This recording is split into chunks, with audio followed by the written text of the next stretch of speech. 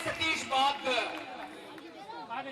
मंच पे आसीन भिक्षु संघ को नमन करते हुए, महिला मंडल को नमन करते हुए, आयोजक साथियों को नमन करते हुए और मेरे कवि साथी और गायक साथियों को नमन करते हुए मैं सतीश बौद्ध बाबा साहब डॉक्टर भीमराव अंबेडकर की 125वीं जयंती पर आप सभी को मंगल कामना देता हूं, स्वीकार करें। असल में है क्या, मेरे बाप दादे इतने हैं कि उनका नाम लेने में ही आधा वक्त निकल जाता, फिर मंच चलाने वाले लोग कहते हैं कि भैया 4 मिनट में बात खत्म कर लो, पर 4 मिनट में बात खत्म होती कौन नहीं। जिस तरह आप अपने बाप दादा को याद करने के लिए कौवों को खीर खिलाते हो, जिस तरह आप अपने बाप दादा को याद करने के लिए कौवों को खीर खिलाते हो, उसी तरह सतीश बौद्ध अपनी बात शुरू करने से पहले अपने बाप दादा का नाम लेना पहले पसंद करता है। और देखो जी, बाबा साहब डॉक्टर भीमराव अंबेडकर समझा के गए हैं, मनोरंजन जरूरी है लेकिन हक, अधिकार, हकूक, हमारे साथ होने वाले अत्याचारों के बारे में जानकारी लेना सबसे ज्यादा जरूरी है। दुश्मनों को पहचानना बहुत ज्यादा जरूरी है, आग लगना बहुत जरूरी है और नीले रंग का खून कलेजे में निकल के शरीर में दौड़ना जरूरी है। जब तक कलेजे में आग न लगे तो चमत्कार नहीं होगा। हम बात करते हैं, हिंदुओं को गाली देते हैं, हिंदुओं के मनोविधान को जिंदा रखने का अगर किसी ने काम किया है तो ये कौन है? मनुस्मृति को आज भी जिंदा रखने का काम जिसने किया है तो ये कौन है? आप सोच रहे होंगे पागल आदमी कैसी बातें कर रहा है। सच यही है, सच ये इसलिए है क्योंकि आज भी हम उसी घिसी पिटी सड़ी गिरी पुरानी व्यवस्था का संचालन कर रहे हैं जिसका विरोध बाबा साहब डॉक्टर भीमराव अंबेडकर करके गए थे। बाबा साहब के संविधान में लिखा है बेटा बेटी बराबर है, लड़का और लड़की को बराबर हक है, लेकिन बाबा साहब की बात हमने मानी कहां?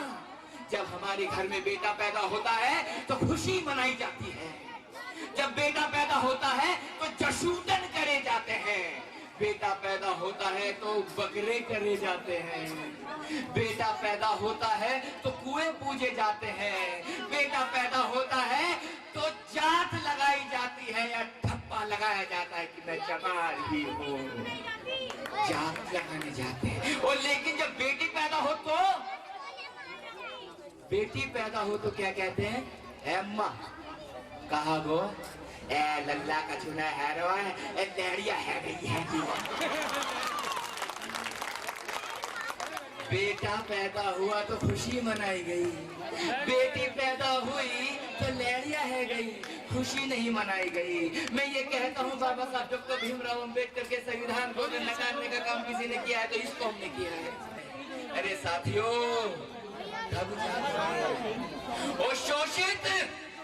ओ शोषित बाबा मिट गए तेरे सुधार में, जाने तुझको हाय जाने तुझको खबर कब होगी। बाबा मिट गए तेरे सुधार में, तुझे कब खबर होगी। बस एक बात और कहूंगा, उसके बाद अपनी वाणी को विराम दे दूंगा क्योंकि वक्ता बहुत सारे मंच का सम्मान करता हूँ। बाबा साहब डॉक्टर भीमराव अंबेडकर के द्वारा संविधान लिखने से पहले भी भारत में संविधान लिख दिया गया था। मैं मनुस्मृति की बात नहीं कर रहा हूँ, भारत के संविधान की बात कर रहा हूँ, हिंदुओं के संविधान की बात नहीं कर रहा हूँ।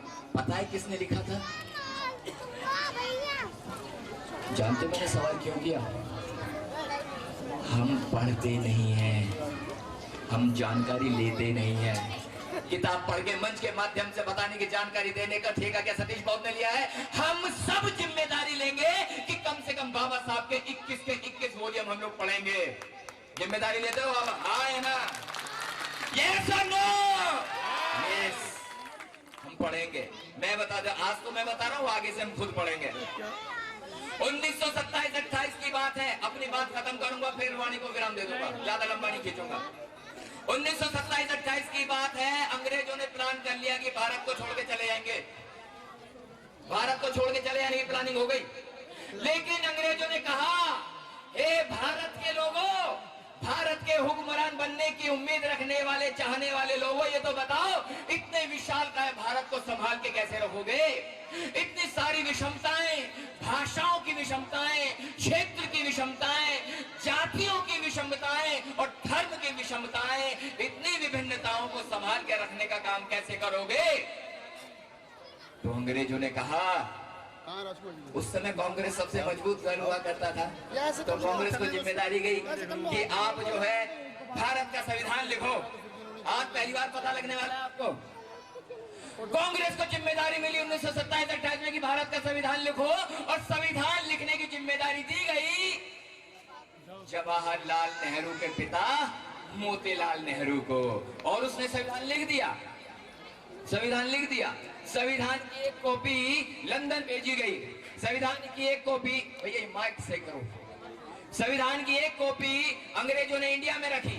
संविधान की एक कॉपी कांग्रेस के पास, और एक कॉपी आई बाबा साहब के पास।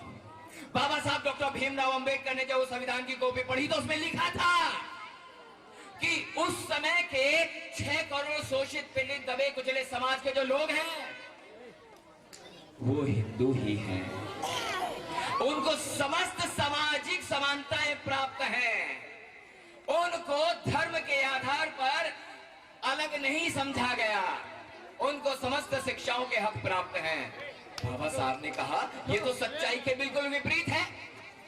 बाबा साहब डॉक्टर भीमराव अंबेडकर ने उसके खिलाफ आवाज उठा दी और अंग्रेजी हुक्मरान से कहा, हे अंग्रेजी हुक्मरान के लोगों, बताओ भारत में रहने वाले इन 6 करोड़ शोषित, पीड़ित, दबे कुचले समाज के सामाजिक स्तर का क्या होगा?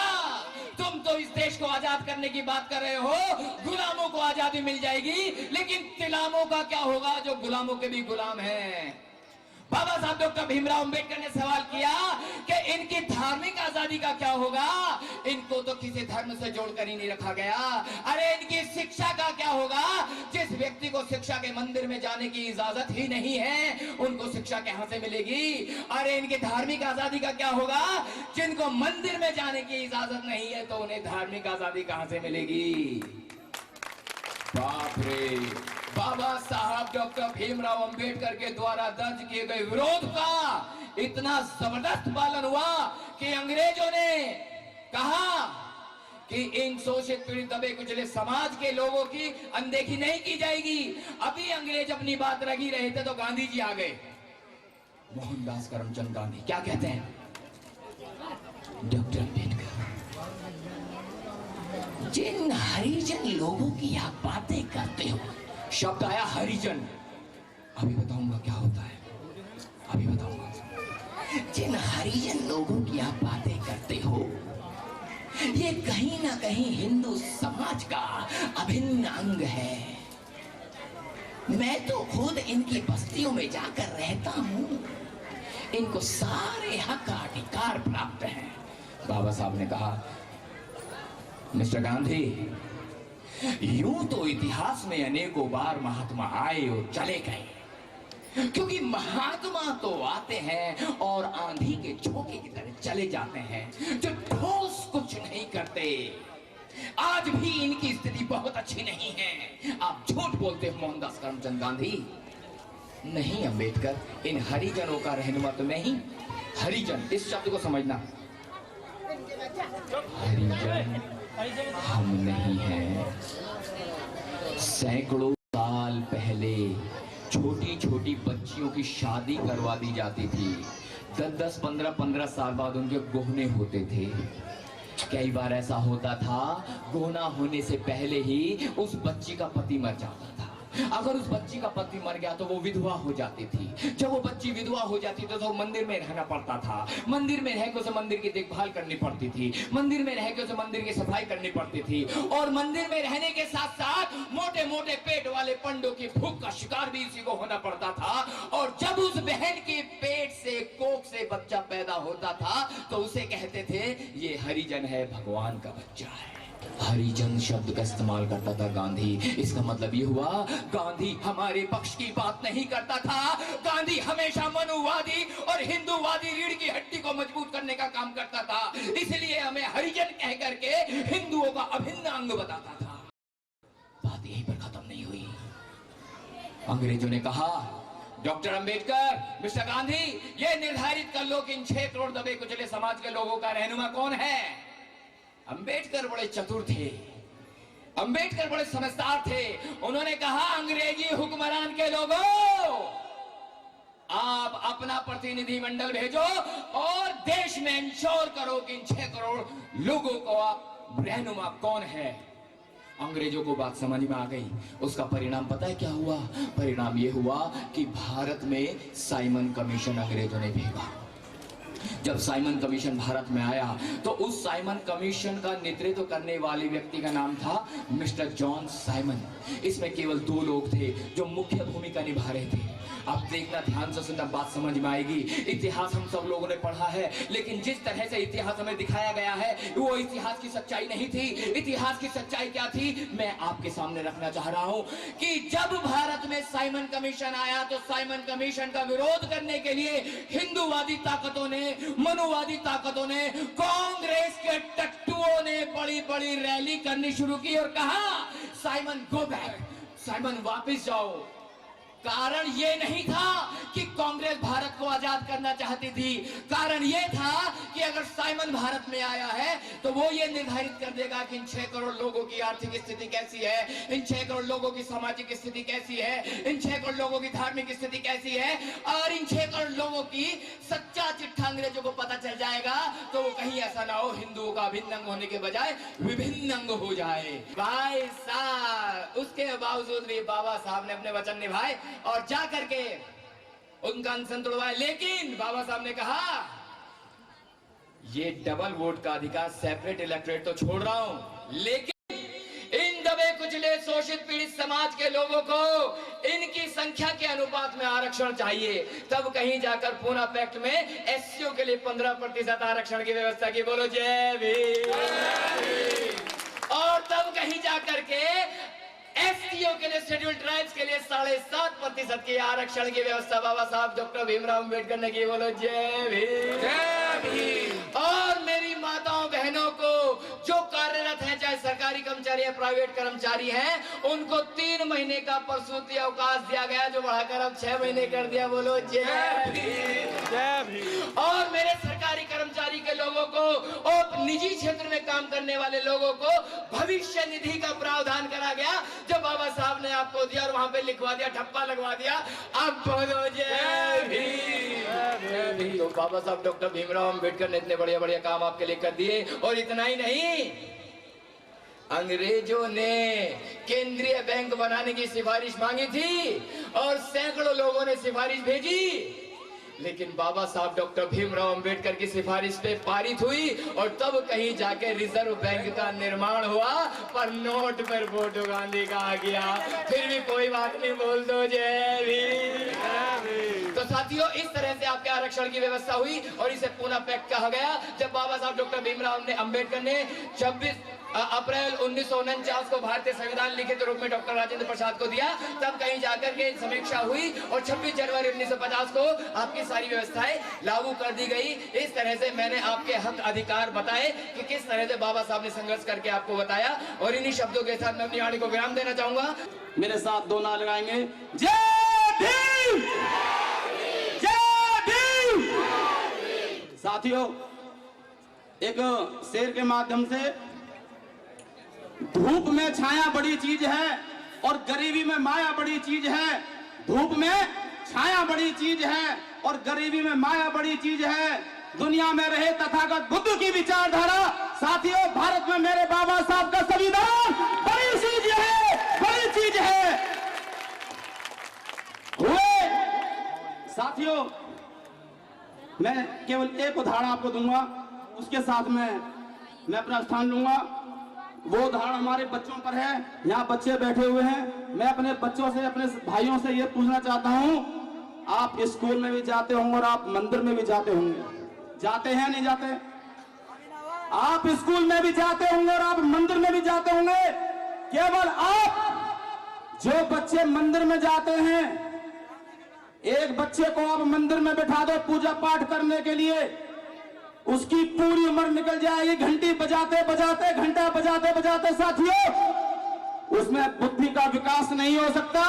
और एक बच्चे को बिठा दो आप स्कूल में पढ़ने के लिए, साथियों उस स्कूल से वो बच्चा एक दिन इंजीनियर, डॉक्टर, आईएएस, पीसीएस और देश का भविष्य बड़ा नेता बन सकता है देश का।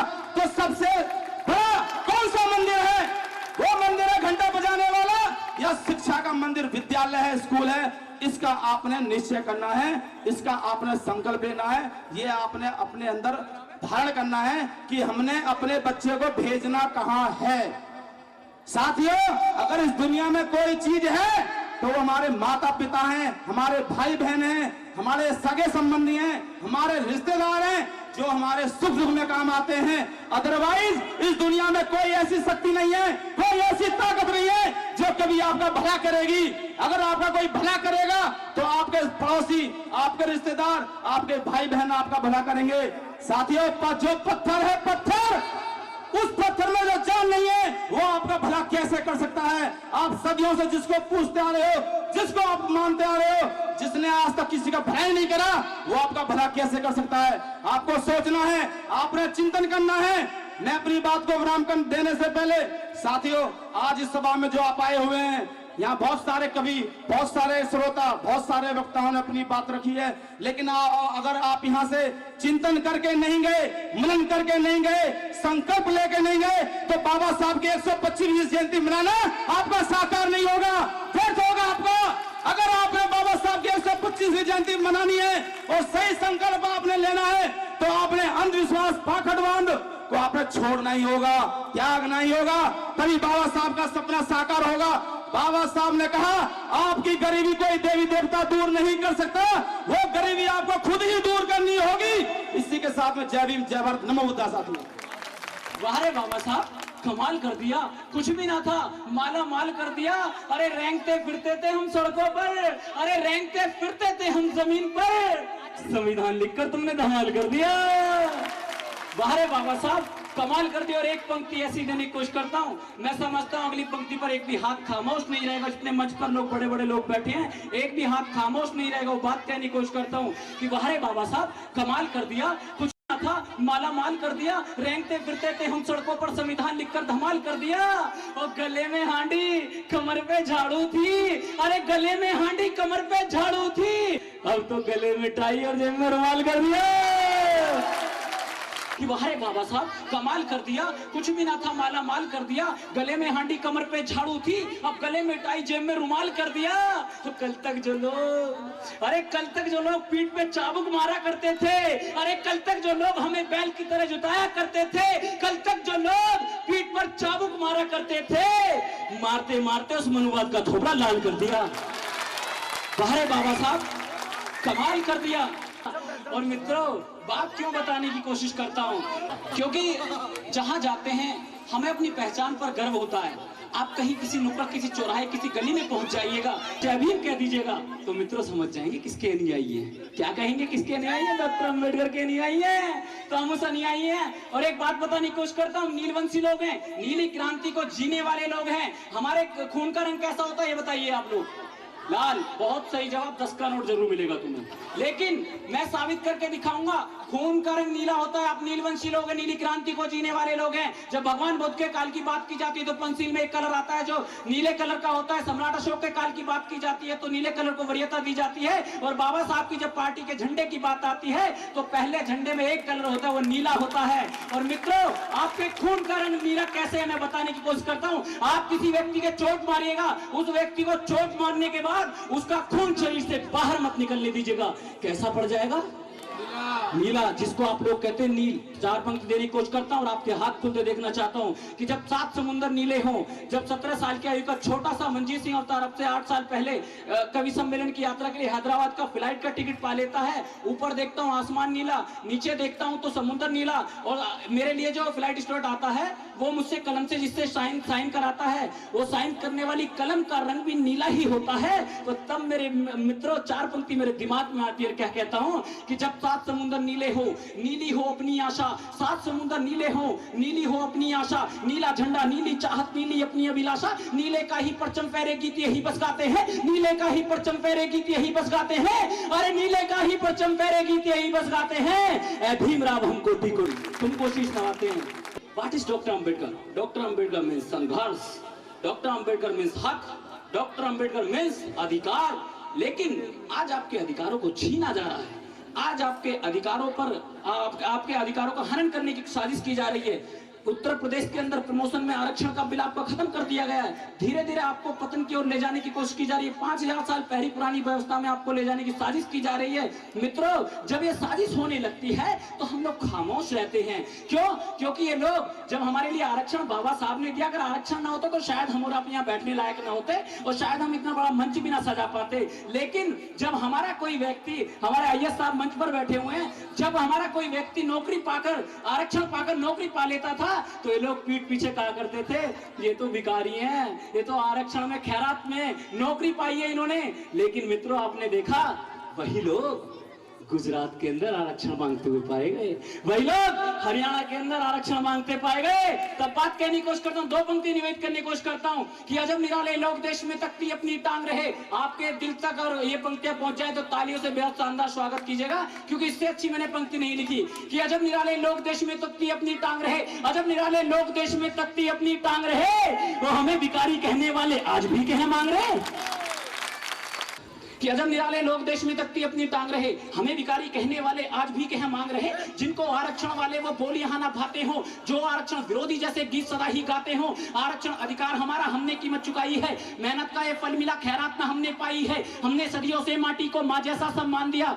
आपको पता है 5000 साल तक मरे हुए जानवरों का मांस तक हमने कंधे पर ढोया है। तब बात कहने की कोशिश करता, अगर ये आरक्षण मांगते हैं, एक चीज हमारे जैसी करके दिखा दें कि अजब निराले लोग देश में तकती अपनी टांग रहे, हमें भिखारी कहने वाले आज भी कह मांग रहे। जिनको आरक्षण वाले वो बोली आना भाते हो, जो आरक्षण विरोधी जैसे गीत सदा ही गाते हो। आरक्षण अधिकार हमारा हमने कीमत चुकाई है, मेहनत का ये फल मिला, खैरात ना हमने पाई है, हमने सदियों से माटी को माँ जैसा सम्मान दिया, खून से अपने सींच कर ऊंचा इसका मान किया। आरक्षण जो पाना है तो झाड़ू बांधे आओ जी, आरक्षण जो पाना है तो झाड़ू बांधे आओ जी, अरे आरक्षण जो पाना है तो झाड़ू बांधे आओ जी। और सदियों से हमने खाई है, तुम भी झूठन खाओ जी, सदियों से हमने खाई है, तुम भी झूठन खाओ जी। ये लोग कहते हैं कि डॉक्टर अंबेडकर जातिवादी थे। मित्रों, मैं बताने की कोशिश करता हूँ doctor Ambedkar, what is doctor Ambedkar. जब हम पल की गणना करते हैं तो पल पल की गणना के बाद में 5 सेकंड का पल होता है, 5 सेकंड की गणना हम करते हैं। जब कहीं हम समय की बात कहते हैं तो भाई साहब ने कहा 5 मिनट, अक्सर कहते हैं 5 मिनट दे दीजिएगा। सरकारी कार्यालय का कामकाज चलता है तो 5 दिन का होता है। उसके बाद जब हम किसी चीज को सुरक्षित रखने की या बात करते हैं कि देश की सरकार चलाने की, तो 5 साल का नेता आपसे टाइम मांगता है। इसी तरीके से किसी भी सरकारी दस्तावेज को सुरक्षित रखने के लिए 50 वर्ष का समय होता है, और इसी प्रकार से किसी देश की सभ्यता को सुरक्षित रखने के लिए 500 वर्ष का समय होता है। लेकिन मित्रों, what is doctor Ambedkar, 5 second नहीं, सबसे बड़ा इतिहास गिनाने की कोशिश करता हूं, 5 सेकंड नहीं, 5 मिनट नहीं, 5 घंटे नहीं, 5 दिन नहीं, 5 हफ्ते नहीं, 5 महीने नहीं, 5 साल नहीं, 50 साल नहीं, 5500 साल नहीं, पूरे 5000 साल की मनुवादी प्रताड़ना की शिकार एक मानव विरोधी विधान को बदल के बाबा साहब ने हमारे समक्ष एक संविधान प्रस्तुत किया था। तब बात कहने की कोशिश करता हूं, अगर हमारे आरक्षण को कोई छीनता है, हम आरक्षण त्याग देंगे। एक हमारे जैसा काम करके दिखा दो। क्या काम है? जो हमारे समाज की महिलाएं यहाँ बैठी हैं, 70% महिलाएं शहरों में उस काम को करती है, वो काम करके दिखा दो। आज भी वो काम हमारे समाज की महिला, SC ST OBC ये लोग कर रहे हैं, बाकी कोई नहीं कर रहा। कि अजब निराले लोग देश में तकती अपनी टांग रहे, हमें भिखारी कहने वाले आज भी कह मांग रहे। ताड़न के अधिकारी हमें तुमने ही बतलाया था, अरे ताड़न के अधिकारी हमें तुमने ही बतलाया था, जात पात का भेदभाव भी तुमने ही सिखलाया था। ताड़न के अधिकारी हमें तुमने ही बतलाया था, जात पात का भेदभाव भी तुमने ही सिखलाया था। अपने और हमारे बीच के अंतर को तुम भरवा दो, अपने और हमारे बीच के अंतर को तुम भरवा दो, अरे अपने और हमारे बीच के अंतर तुम भरवा दो, और अपनी माँ बहनों से तुम भी घर घर पोछा करवा दो, अपनी माँ बहनों से तुम भी घर घर पोछा करवा दो।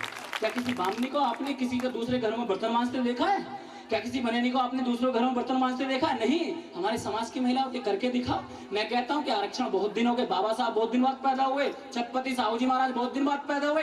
आरक्षण पुराने समय में होना चाहिए था। आरक्षण पुराने समय में होता तो एक विरासत जो सिर्फ भारत की बनकर रह गई, वो विरासत पूरे विश्व की विरासत होती। उसका नाम लेने की कोशिश करता हूँ, और आप लोगों का समर्थन और आप लोगों की पंक्तियों में तालियां सिर्फ उस नाम के लिए मांगना चाहता हूँ जिसका इस देश के अंदर छल के साथ कपटीकरण किया गया। वो का शक्ति कौन था, बात कहने की कोशिश करता हूँ। हूँ कि ताड़न के अधिकारी हमें तुमने ही बतलाया था, जात पात का भेदभाव भी तुमने ही सिखलाया था, अपने और हमारे बीच के अंतर को तुम भरवा दो, अपनी माँ बहनों से तुम भी घर घर पोछा करवा दो।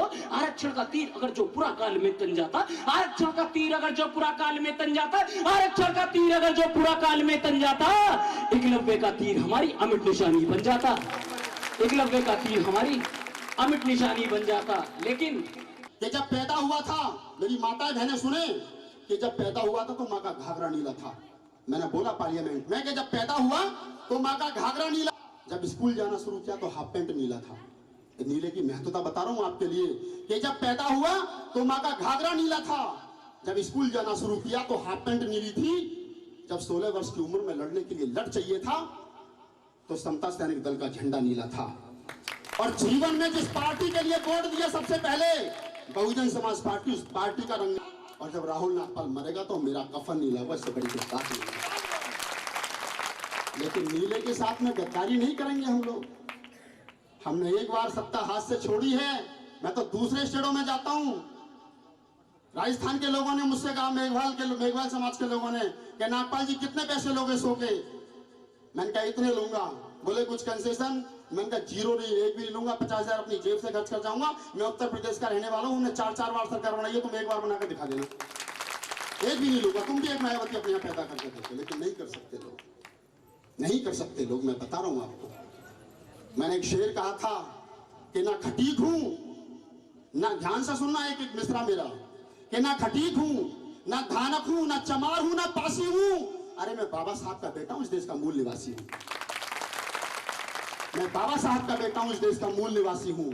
जिन लोगों को बोलना चाहिए था इस देश के अंदर नहीं बोले। अभी मधु मिश्रा ने कहा था इस देश के अंदर, मधु मिश्रा ने कहा, मेरा अलीगढ़ में शो लगा हुआ था कि संविधान की वजह से, मंच के लोग भी थोड़ा सा ध्यान दें, कि संविधान की वजह से जूते घिसने वाले लोग शासक बन गए। ये कहा था, आप लोगों ने सुना? कितने लोगों ने पुतला फूंका था उसका? नहीं फूंका ना। लेकिन अगर कावड़ लेने की बात होती तो हम में से जा रहे होते लेन लगा करके। हमारी समाज को गाली बकी गई, हम नहीं लड़े। हमें मधु मिश्रा की शक्ल याद नहीं, उसका एड्रेस याद नहीं है। हमें करना चाहिए था ना ये काम। बाबा साहब की जयंती मनाने से ज्यादा बेहतर काम वो होता कि हम मधु मिश्रा के घर पे जाकर के उसके घर को काला पीला नीला करते, तो शायद ज्यादा बाबा साहब की आत्मा संतुष्ट होती इस बात से। लेकिन हमने वो काम नहीं किया। बाबा साहब की जयंती मनाने की होड़ बन रही है हमने। इन्होंने मनाई है, मैं भी मनाऊंगा, तुमने मनाई है, मैं भी मनाऊंगा। बाबा साहब ने क्या कहा था, इससे कोई मतलब नहीं है। मैंने एक शेर कहा था मधु मिश्रा के लिए और उनकी आईडी पे जाकर के पोस्ट किया कि संविधान के सर पर यह आरोप आया है, संविधान के सर पर यह आरोप आया है कि इसने जूते घिसने वालों को शासक बनाया है। अरे बाबा साहब ने तुम्हें ऐसा सुंदर संविधान दिया। बाबा साहब ने 2 संविधान देश के अंदर लिखे, एक भारतीय संविधान जिससे देश चलता है, वो भी आपने नहीं पढ़ा। किस आर्टिकल में क्या लिखा आपने पढ़ा ही नहीं। आपके घर में कौन सी आती है शशि, वो जो पति व्रत रहने से पहले रखते परवीन, कौन सी होती है?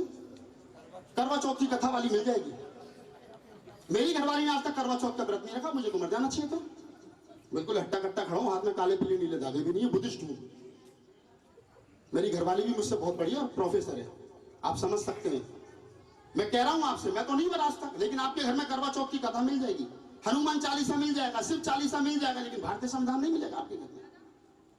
भारतीय संविधान आपके घर में नहीं मिलेगा। एक संविधान, एक किताब बाबा साहब ने लिखी, भारत का संविधान जिससे देश चलता है। एक दूसरा संविधान बाबा साहब ने लिखा जिसका नाम था बुद्ध और उनका धम्म, जिससे हमें और आपको चलना है। क्या हमारे घर में है बुद्ध और उनका धम्म? हम नाम तक नहीं जानते। क्यों फिर अम्बेडकर जयंती मना रहे हो? क्या जरूरत है अम्बेडकर जयंती मनाने की? और ये जितने ऑर्गेनाइजर साथी खड़े हैं, मैं आपसे हाथ जोड़ के प्रार्थना कर रहा हूं, घर घर जाना शुरू करो, घर घर जाना शुरू करो। अगर मिशन बचाना है तो लॉक करो, नाम पूछो, उसके घर पे पंचशील का झंडा लगाओ, बुद्ध और उनके धम्म की किताब उसको देकर के आओ, कहना पढ़ना, 1 हफ्ते बाद आऊंगा, पूछूंगा कहां से पढ़ी थी, कितनी बड़ी थी, मुझे बता। तब बाबा साहब का सपना साकार होगा। एक बार जोरदार तालियों के साथ स्वागत करें भाई शशि भूषण का। लेकिन गाने वो लोग सुनेंगे जो मैंने कैडर आपको दिया है, उस कैडर को ध्यान के गाने सुने। अभी से आपने अपने हाथों के धागे जितने भी जिसके हाथ में बंधे हुए हैं, इस अंधविश्वास को आज ही अभी दूर करने की कोशिश करेंगे। जोरदार तालियों से स्वागत गायक शशि भूषण जी का, जोरदार तालियों के साथ में स्वागत करें।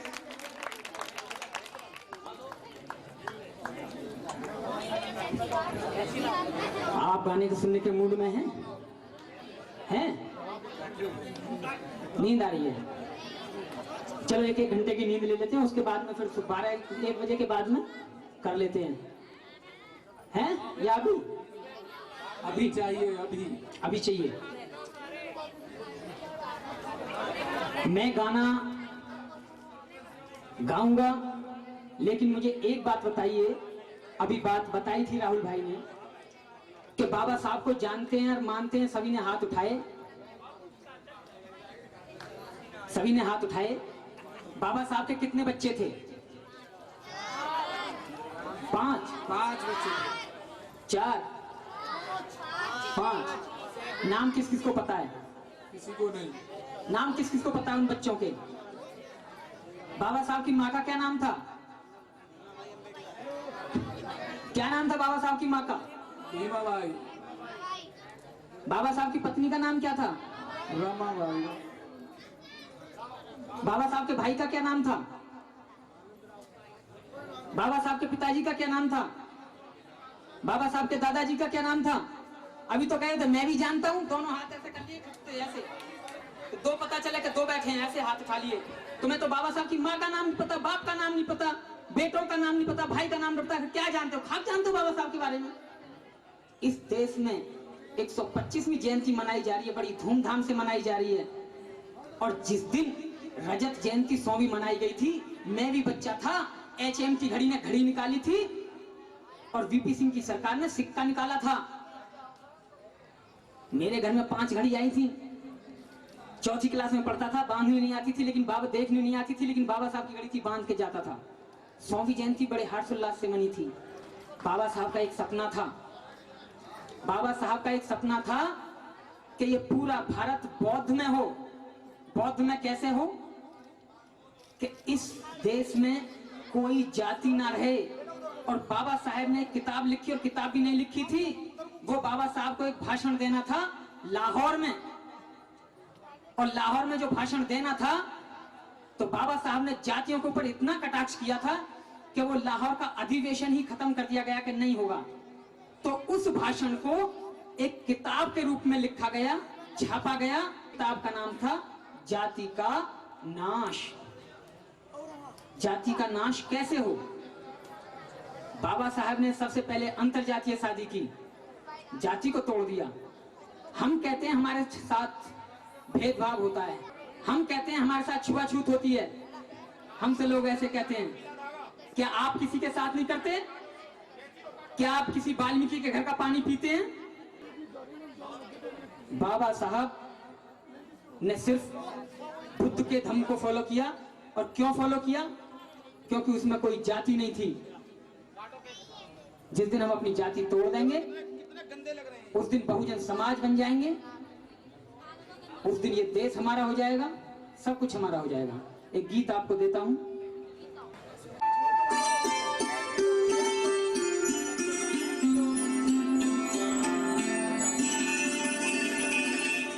बाबा से पहले शोषित तेरी क्या थी जिंदगानी, सब जान कर भी अब तू करता है आनाकानी।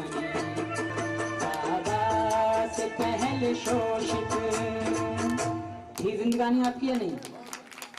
तो हमारा असली देवता कौन है? बाबा साहब। बाबा साहब हमसे कुछ लेते हैं? नहीं लेते ना। बाकी और लेवता हैं, क्या है? वो देवता नहीं है, वो लेवता लेते हैं। क्योंकि जब आप लेते हैं, कैसे लेते हैं? अब वो देवता कैसे हैं बाबा साहब? क्योंकि बाबा साहब जो देता है ना, उसे बोलते हैं देवता। बाबा साहब ने हमें सब कुछ दिया। और बाकी जो हैं वो लेवता कैसे हैं? आप ही कहते हो मेरे घर में ये हो जाए, जात लगाने जाऊंगा, तो देते हो ना कुछ। मेरा बेटा पास हो जाए, भंडारा करूंगा तेरे नाम का। मेरा ये हो जाए, तो वो पहले लेते हैं, उसके बाद में कोई गारंटी नहीं है देते या नहीं देते हैं। तो वो कौन है? लेवता। मेरा इस गांव से बहुत पुराना रिश्ता है। जब ये बुद्ध विहार की आधारशिला रखी गई थी, तब भी मैं इस कार्यक्रम में आया था। और जब अभी नीले झंडे की बड़ी बातें हुई थी, मंच से हमारे कवियों ने भी कही और हमारे जो वक्ता लोग थे उन्होंने भी बातें कही कि नीला झंडा पूरे देश में जो बाबा साहब का है वो लहराएगा। लेकिन जब मैं 1989 में इलाहाबाद से चल करके नोएडा में आया तो यहाँ पर एक भी आदमी नीला झंडा लगाने वाला नहीं था। उस समय हमने निर्णय लिया कि ये हमने नीली क्रांति इलाहाबाद में तो कर दी है, वहां पर हम लोगों ने 13 में से 9 एमएलए जिताकर आए थे। जहां पर जाटव लोग रहते हैं इस एरिया में अभी नीली क्रांति नहीं हुई है। तो हमने ये निर्णय लिया कि हमें घर घर जाकर के लोगों को तैयार करना पड़ेगा। सबसे पहले हमने पढ़े लिखे लोगों के लिए नोएडा के एक एक घर में जाकर के स्टडी सर्किल चलाया और उस स्टडी सर्किल से जो लोग तैयार हुए उसको फिर उसका बीज हमने गांव में बोया। ये मोरना गांव इस बात का गवाह है। अभी आप जाकर देख लीजिए कि रात के आज 12 बजे तक ये बुद्ध विहार में प्रोग्राम हो रहा है। इसी गांव के अंदर गुजर चौपाल के अंदर बुजुर्ग गुजरों में और युवा गुजरों के अंदर मैंने रात के 12 बजे तक गुजरों की कथा करी है। मैं जब इलाहाबाद के अंदर था तो चमारों को जगाने का काम नहीं, हमने कुर्मियों को जगाने का काम किया। हमने खुद कुर्मी बन करके मैंने अपने नाम के आगे पटेल पिप्पल पटेल लगा करके जब पटेलों में काम किया तो जंग बहादुर पटेल जैसा अध्यक्ष हमने पटेल का निकाल करके उत्तर प्रदेश के इलाहाबाद में दिया। और उधर जब बाबा साहब डॉक्टर अम्बेडकर को कोई जानता भी नहीं था, उस समय मैंने आईएएस कोचिंग में, पीसीएस कोचिंग में, मुंसिफ मजिस्ट्रेट की कोचिंग में, नेहरू इंजीनियरिंग कॉलेज में, मेडिकल कॉलेज में, डेलीगेसी में, यूनिवर्सिटी में स्टूडेंट्स के इलेक्शन लड़ाए और हमने 10-12 प्रेसिडेंट भी जीत लिए। मुझे सरकारी, मेरा जो पहला डिपार्टमेंट था, मैं बाद में आईएएस में आया, पहले मैं नेशनल सैंपल सर्वे में इन्वेस्टिगेटर था। उस समय मुझे जो सरकारी पैसा मिलता था उस पैसे से गांव में सर्वे करके उस पैसे से अपना काम भी करता था, उसके साथ रात रात भर गांव में मीटिंग करके लोगों को तैयार करते थे। उसी पैटर्न पे हमने नोएडा को तैयार किया। आज आर्या जी नहीं है, आर्यन आर्या यहाँ के जब प्रभारी थे तो कहते थे पिप्पल साहब आप कब तक ये काम करोगे। हमने कहा जब तक इस नोएडा के अंदर हरियाली नहीं आएगी, जब तक ये नोएडा इलाहाबाद नहीं बनेगा, तब तक ये काम करेंगे। और आज ये दिन है कि यहाँ का एमपी भी नीले झंडे वाला जीता और यहाँ के 5 एमएलए भी जब नीले झंडे वाले जीते तो केसी पिप्पल यहाँ से जाकर के दिल्ली चला गया। अभी हमारा समाज काफी लालची हो गया है और नेता भी लालची हो गए हैं। उन नेताओं को लालच को छोड़ करके लोगों को जगाना पड़ेगा, घर घर में जाकर के उसी तरह से काम करना पड़ेगा जैसे माननीय काशीराम जी काम करते थे। आज मीडिया के ऊपर अगर हम आश्रित हो जाएं तो मीडिया हमें डुबा देगा। आज मीडिया ने बोला है 2017 का चुनाव है, 2017 में मीडिया ने इतने पहले अभी से सरकार बना दी है, लेकिन अभी मैं कासगंज में होकर के आया हूँ। कासगंज में भी लोगों ने नेताओं की शिकायत की है और तब हमने कासगंज में 5 मीटिंगें लगाई जिसमें 5-5 हजार आदमी थे। उसमें हापुड़ से भी टीम गई थी और राजेश्वरी बौद्ध ने एक कार्यक्रम किया था। इसी तरह के जो सांस्कृतिक कार्यक्रम हैं उनके माध्यम से लोग जग रहे हैं और अगर इसी तरह से जगते रहे तो मैं समझता हूँ 2017 का जो हमारा सपना है वो पूरा जब होगा जब हमें जाटवों को कम दूसरी बिरादरियों को ज्यादा जगाना होगा, तब ये हमारा सपना साकार होगा। आपने पार्लियामेंट की मूर्ति देखी होगी, तो पार्लियामेंट की जो मूर्ति है वो ये कह रही है कि इस पार्लियामेंट के ऊपर कब्जा कर लो।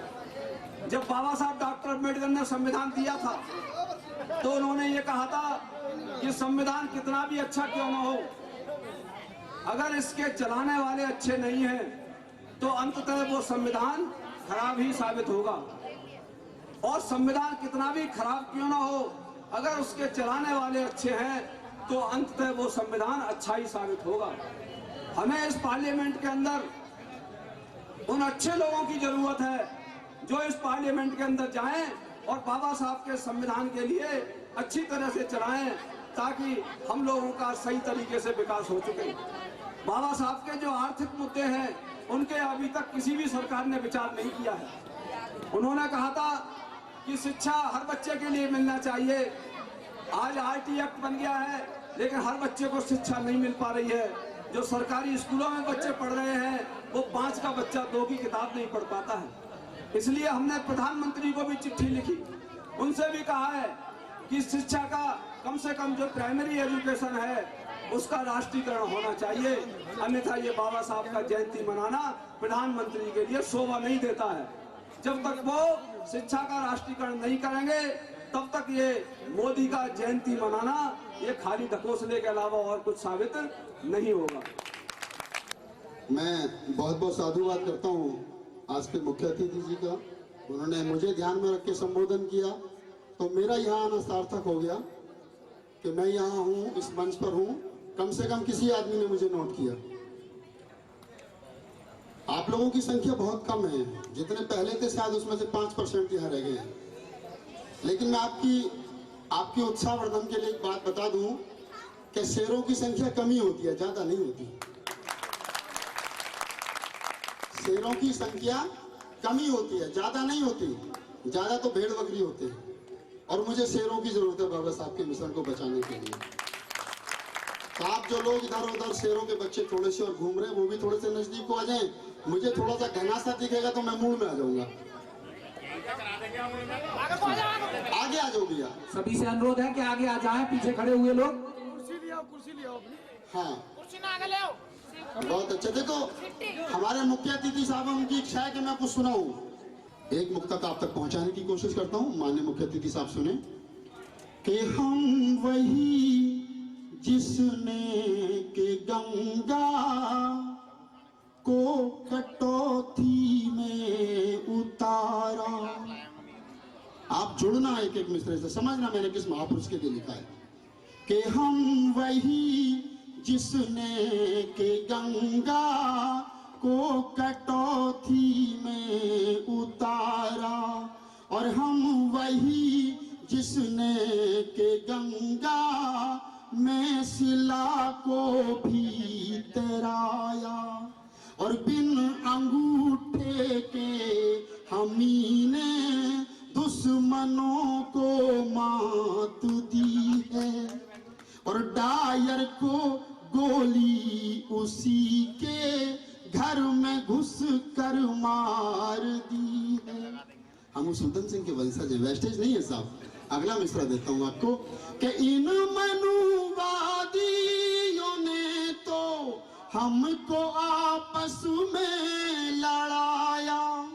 कैसे लड़ाया कि साहू फूले और कबीर नानक को भी है सताया, और हम ना होते तो तुम्हारी रामायण को कौन लिखता।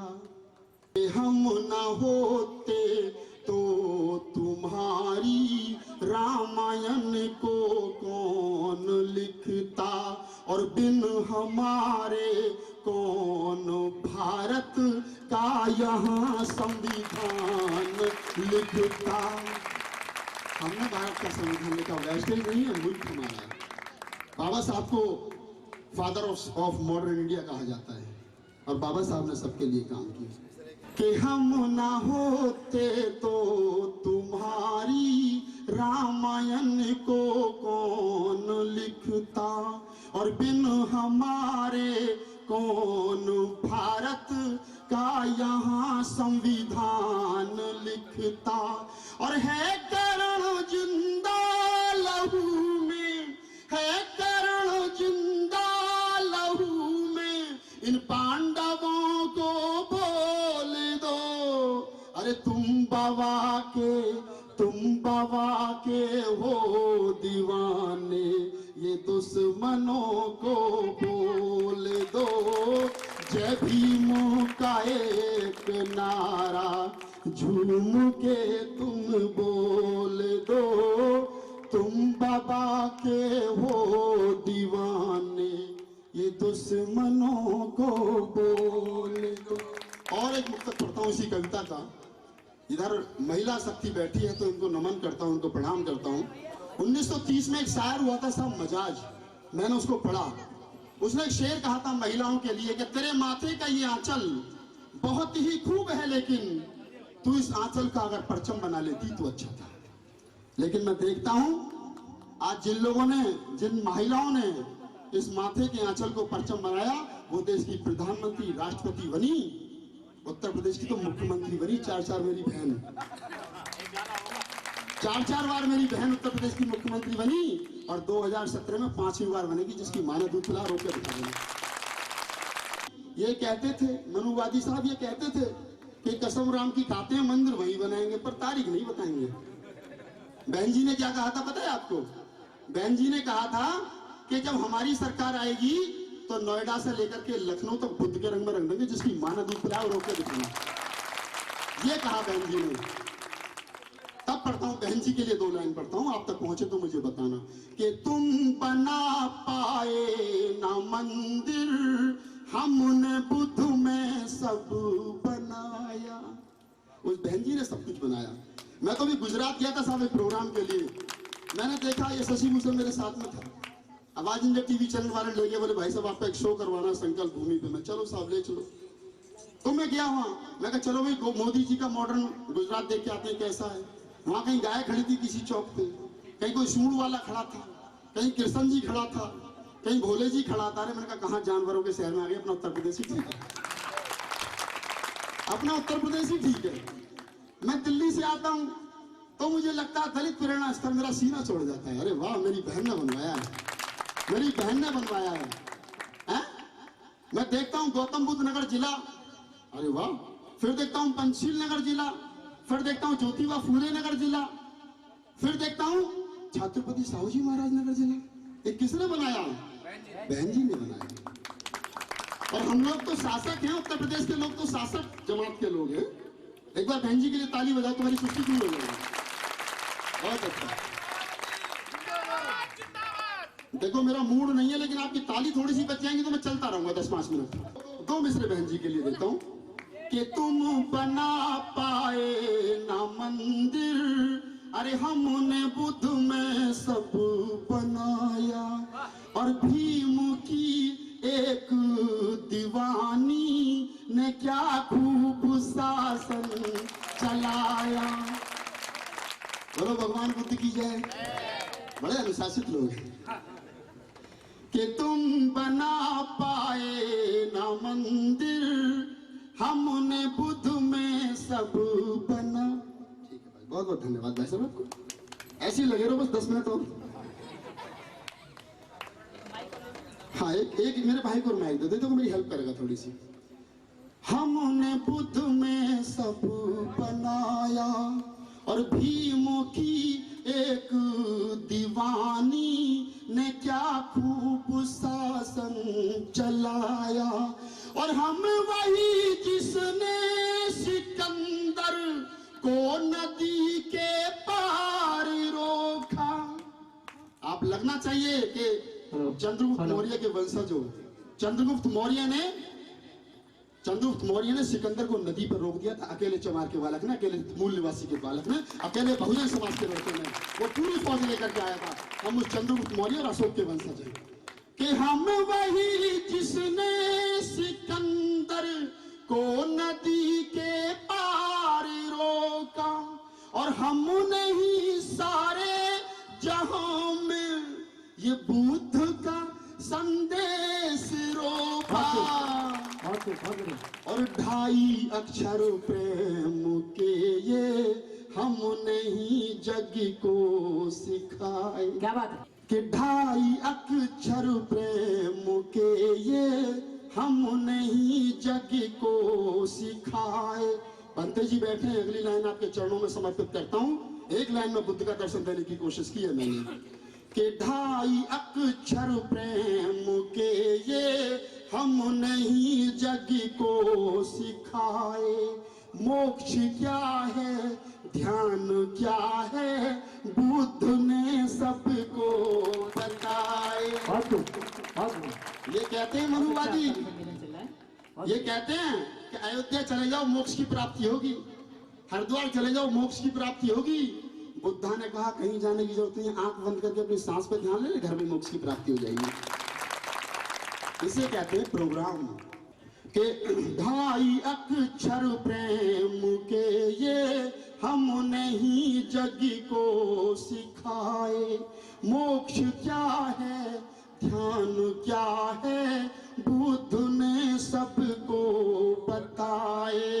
और बुद्ध की तुम इस धरा को, ये तथागत बुद्ध की धरती है, इस पर आर्यों ने राज कर रखा है, ये हमारे लिए शर्म की बात है कि बुद्ध की तुम इस धरा को इन आर्यों से छीन लो।